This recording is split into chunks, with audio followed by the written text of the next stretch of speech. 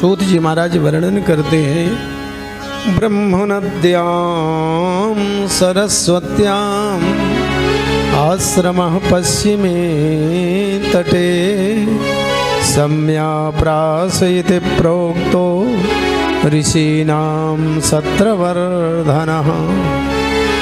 सरस्वती नदी के किनारे, बद्रीनाथ के आगे सरस्वती नदी है और सरस्वती नदी के किनारे महर्षि वेदव्यास जी का आश्रम है।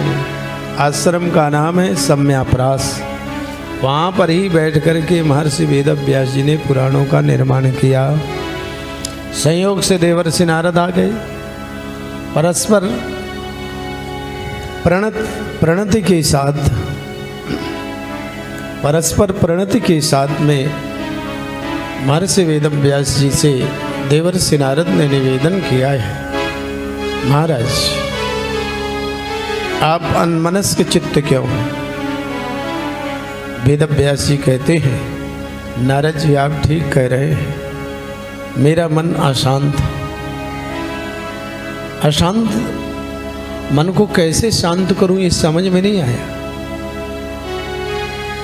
मैंने वेदों का विभाजन किया, पुराणों का निर्माण किया, महाभारत की रचना की, ये सब करने के पश्चात भी मेरे मन को शांति क्यों नहीं मिली? देवर्षि नारद ध्यान अवस्थित होकर के कहते हैं, मैं समझ गया, आपने अभी श्रीमद् भागवत जी की रचना नहीं की। समस्त पुराणों में आपने सुंदर दिव्य सुंदर साहित्य के शब्दों का प्रयोग कर सुंदर सुंदर श्लोकों का निर्माण कर पुराणों की रचना की, लेकिन भगवान कृष्ण के दिव्य चरित्र को आपने नहीं लिखा है। आप श्रीमद् भागवत जी के दिव्य चरित्र को, भागवत भगवान अर्थात कृष्ण चरित्र को लिखी, जिन कृष्ण की महिमा अपार है। देवर्षि नारद कहते, मैं अपने पूर्व जन्म का एक दृष्टांत आपको सुना। और देवर्षि नारद ने अपने पूर्व जन्म की कथा सुनाई। अहम पुरातीत भवीर्भवं मुने दास्यानुकस्याश्चन वेदवादिनां निरूपितो बालक एव योषितो शुश्रूषणे प्राविशि निर्विविक्षता। नारद जी ने अपने पूर्व जन्म का वृत्तांत सुनाया कि मैं पूर्व जन्म में दासी पुत्र था।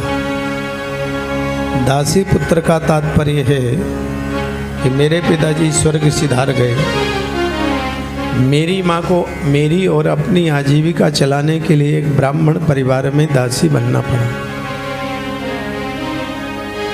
सेवा करती और जीविकोपार्जन का साधन बनाया। सूत जी वर्णन करते हैं, ब्राह्मण सत्संगी थे। सत्संगी ब्राह्मण चातुर्मास व्रत करने के लिए संत पधारे। संतों का भाव सत्कार स्वागत मेरी माँ करती, साथ में मैं भी करता। जहाँ संत होते वहाँ सत्संग होता। मैं भी सत्संग में बैठ करके कथा सत्संग सुनता था। संतों की सेवा से मैंने सब कुछ पाया है। नारद जी कहते हैं, चातुर्मास व्रत संपन्न होने को संत जाने के लिए जब तैयार हुए, मैंने संतों के चरणों में साग्रह निवेदन किया, मुझे भी साथ में ले चलो, मैं भी साथ में चलना चाहता। संतों ने बड़ी अच्छी बात कही, जिनके माता पिता हों, घर में बड़े बूढ़े हों, उनकी सेवा करना ही संतों की सेवा है।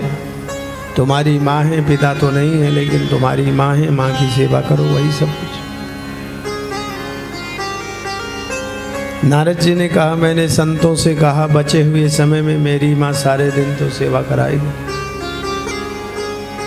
तो यदि आप मुझे साथ में नहीं ले चल सकते तो मुझे नाम दीक्षा दे दीजिए, मंत्र दे दीजिए। जैसे आप लोग गुरु धारण करते हुए, ऐसे नारद जी ने भी गुरु धारण किया। नारद जी ने कहा हमको शिष्य बना ले। संतों ने कहा ठीक है, और संतों ने देवर्षि नारद को मंत्र दिया। भागवत जी में मंत्र लिखा है, नमो भगवते तुभ्यं वासुदेवाय धीमहि प्रद्युम्नायानुरुद्धाय नमः संकर्षणाय च। ये देवर्षि नारद को मंत्र मिला था। देवर्षि नारद ने इस मंत्र का जप किया, करते रहे। माँ संसार सागर से चली गई। माँ को सर्प ने डस लिया और माँ स्वर्ग सिधार गई। देवर्षि नारद कहते मैं और फुर्सत हो गया और सारे दिन इसी मंत्र का जप करता, हजारों वर्ष जप। एक दिन, 2 दिन, 1-2 महीने नहीं, हजारों हजार में, फिर भी कुछ नहीं। सतयुग की कथा है। और हम लोग मंत्र लेने के बाद एक माला जपे किसी प्रकार से, वो भी तमाम दुनिया भर मन गया, और पीछे मुड़ के देखते हैं भगवान आए कि नहीं, हमारा काम पूरा हुआ कि नहीं। ये हाल तो आज हम लोगों के भक्तों का है। उस समय नारद जी कहते मुझे हजारों वर्ष हो गया मंत्र जपते जपते, कुछ भी नहीं। लेकिन एक दिन अनुभूति हुई, मेरे मानस पटल पर मेरे प्रभु ने दर्शन दे दिया। हृदय में प्रकट हो गए। मेरे अंदर छटपटाहट हुई। भगवत प्राप्ति की छटपटाहट जब तक नहीं होती, पैसा गुम जाए, वस्तु गुम जाए, अंगूठी गुम जाए तो एकदम से घबरा करके कैसे खोजते। जहां कभी ये भी नहीं होता कि यहाँ वस्तु पहुंच जाएगी, वहां भी खोजते। संत कहते हैं जिस प्रकार से गुमी हुई वस्तु को हम छटपटाहट में खोजते, ऐसे परमात्मा की जब तक खोज भक्त नहीं करता तो भगवान इतने सहज नहीं। भगवान को खोजने के लिए हमारे अंदर एक जिज्ञासा के साथ में अंतर्वेदना और छटपटाहट। फिर मैंने हजारों वर्ष तक साधना किया, तो साधना के फलस्वरूप भगवान ने मेरे को आकाशवाणी की। प्रत्यक्ष रूप में इस जन्म में नहीं, दूसरे जन्म में मैं तुमको जहाँ चाहोगे, जब चाहोगे तुम्हें दर्शन होंगे। इस जन्म में तो अन्यान्य जन्मों का प्रायश्चित हो रहा है। तो हम लोगों ने इस जन्म के अलावा मान लो इस जन्म में खूब साधना की और भगवान की कृपा नहीं हो रही, तो ये मानना चाहिए जैसे किसी से धन लिया बहुत सारा और कुछ दिन नहीं दिए तो इतना ब्याज बन जाता है कि ब्याज देते देते ही परेशान हो, मूलधन का नंबर ही नहीं आता। तो मानव तन में हम इसके पूर्व न जाने कितनी गलतियां किए हैं। जरा मरा थोड़ी साधना भक्ति करते हैं तो वो ब्याज ही पूरा नहीं हो पाता, मूलधन में पहुंचते ही नहीं।